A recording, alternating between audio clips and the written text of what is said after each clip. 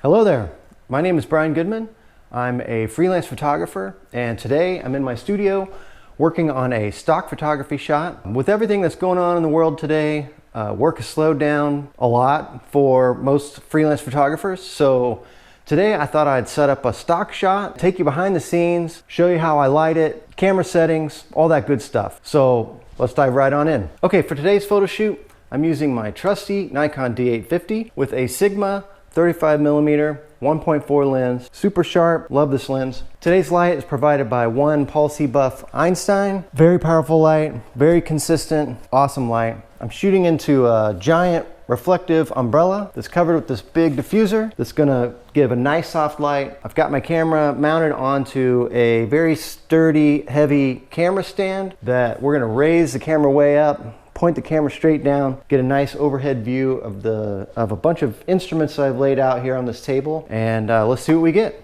Okay, so I've got my camera mounted to a ball head, which is mounted to the sturdy camera stand, and I wanted to show how I go about leveling my camera for an overhead lay flat style shoot like this. First things first, we're gonna tip the camera down, but it's really hard to eyeball and make a judgment if the camera is perfectly perpendicular to the scene, and you want that so that your focus is consistent from the top to the bottom of your shot, left to right of the shot. So what I use, inexpensive bubble level like this, set it on top of the camera, find your level, make little adjustments until that bubble is right there in the center. All right, just like that.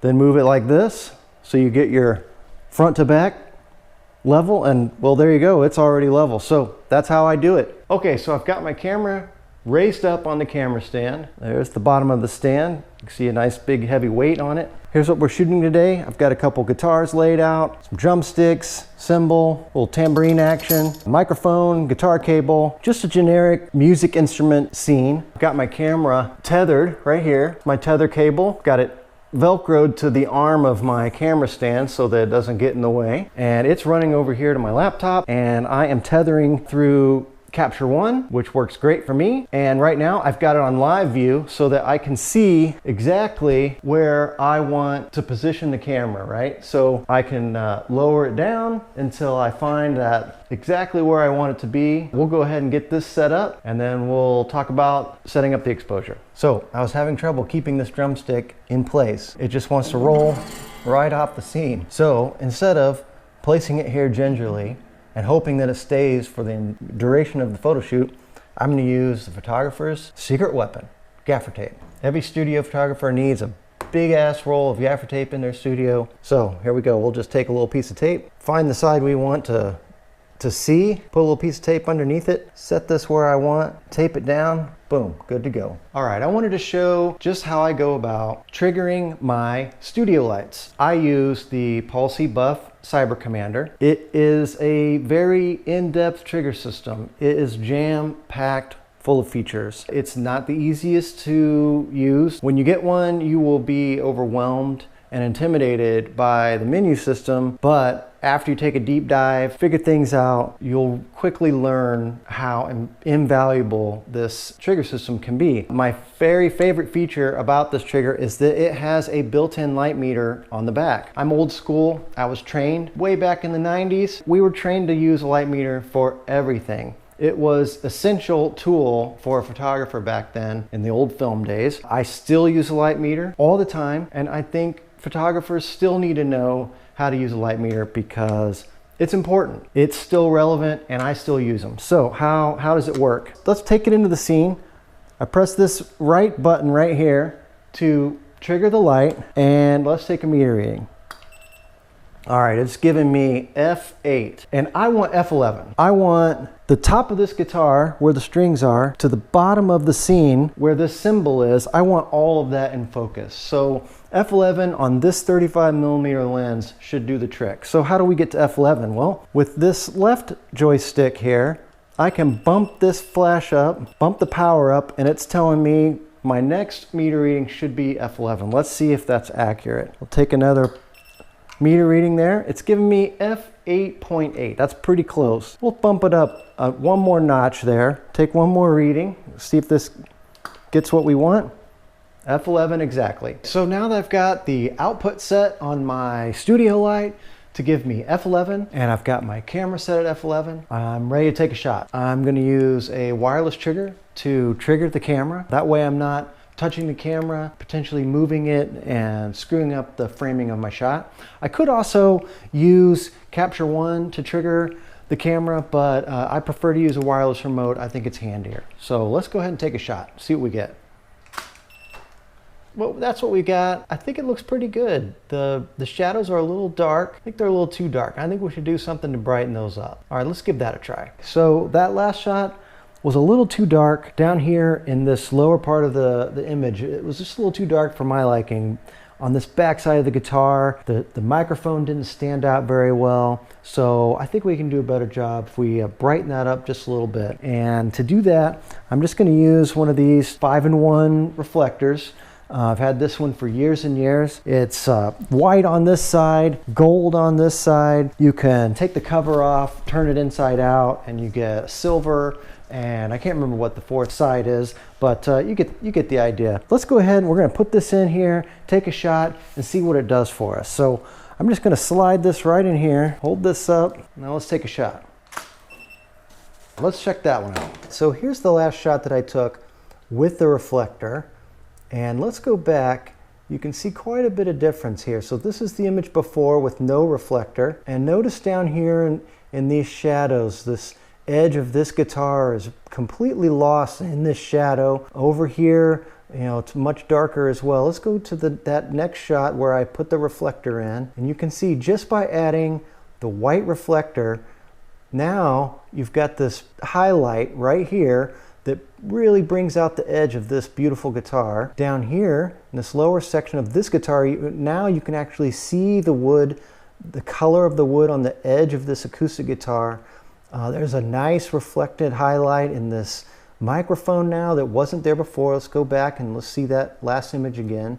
And notice how much darker it is down here. Just by adding a white reflector, it adds so much more detail in the metal parts of this tambourine. I really like how this is shaping up. So we've got our main light coming in at about a 45-degree angle. I try to avoid shooting things straight on because I think an angled light pattern is a little bit more interesting for this type of shot. To soften the light even more than it was in the previous shot, I have placed a second diffuser panel in front of my main light. So you can see here, I have a big rectangle diffuser on this is on a frame, and I've got it clamped to a big sturdy C-stand. If you don't know what a C-stand is, look them up. They're invaluable for studio photography.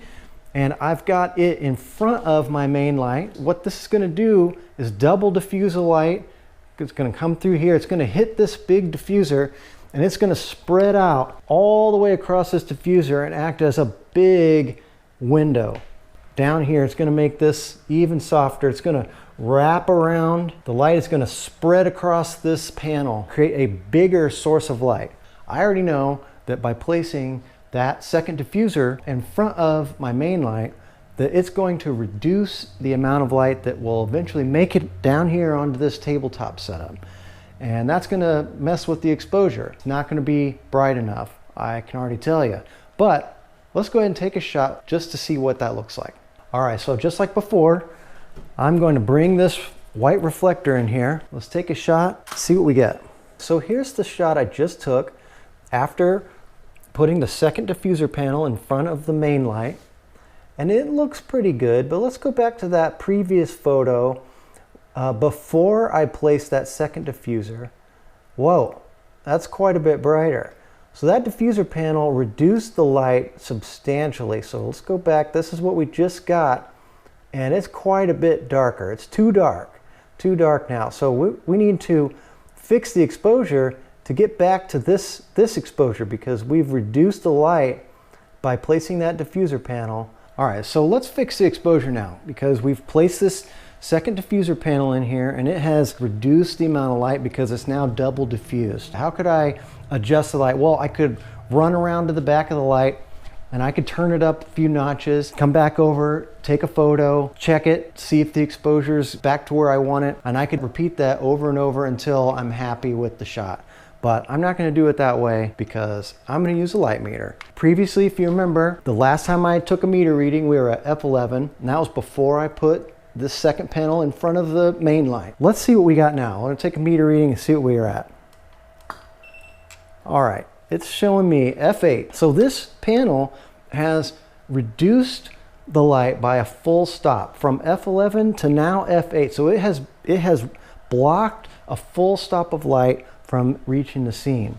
So with this handy device, I can just bump up the light. Whoops, sorry about that. Itchy trigger finger. So I've bumped it up to show me now it's supposed to meter at F11. So let's take a meter reading and let's see if that's accurate. F11 exactly. So now it should be the same exposure as we got previously before I put this second panel in.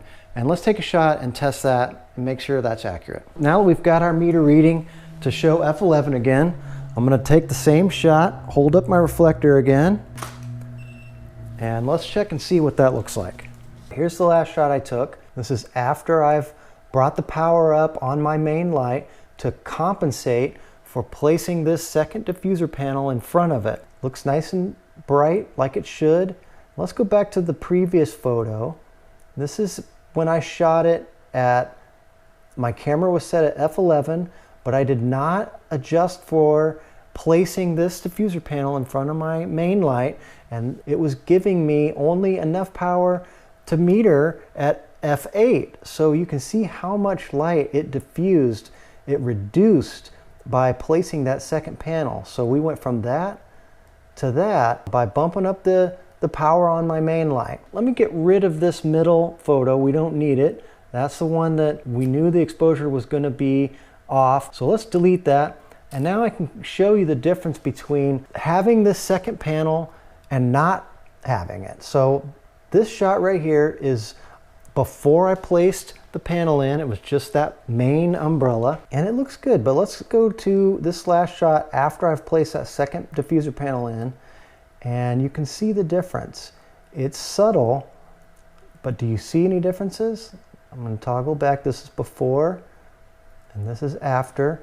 And if you notice down in here on this guitar, it brings in some highlight right here, opens up the shadows a little bit more. Up here in this cymbal adds a little sparkle. As you can see down here on this guitar, it adds a nice reflectant highlight right there, which I like a lot. It really brings the edge of this guitar out more. I think we've achieved a good shot here. So this video wasn't so much a tutorial. It's mostly just some behind the scenes action, how I go about setting up a really simple stock photography shot using one main light, a second diffuser panel, gotta soften that light, a white reflector, and always my trusty light meter. If you like this video, give me a thumbs up or a comment. If you have any questions, shoot me a comment. Be happy to answer any questions you might have. That's all I got for you today. Thanks for watching.